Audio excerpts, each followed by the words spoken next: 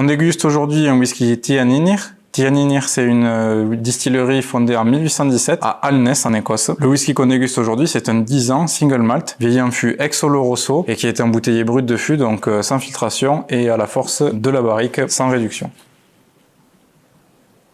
Donc on a un nez très expressif, plutôt sur le côté cire de bougie. Très expressif, donc ça vient du brut de fût bien évidemment, on n'a pas de réduction, donc le whisky est vraiment au plus expressif. Un côté fraise bien mûr, qui se conjugue un petit peu avec ce côté cire de bougie.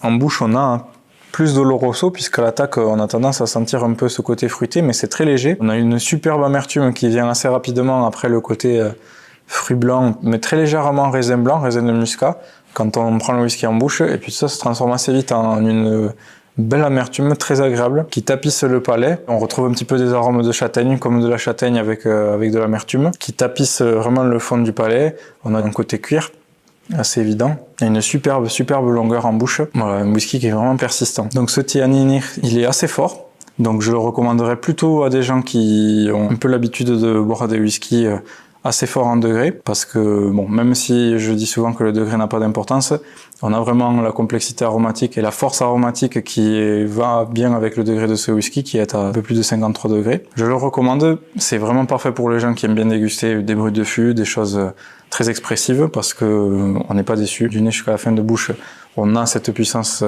à laquelle on peut s'attendre d'un bon brut de fût. Si on sort du monde du whisky, ça peut être intéressant pour les gens qui aiment bien la recherche de l'amertume, de goût un petit peu extrême, parce que sans être extrême, on est sur un whisky très équilibré. On a quand même une puissance qui nous accompagne du nez jusqu'à la fin de bouche.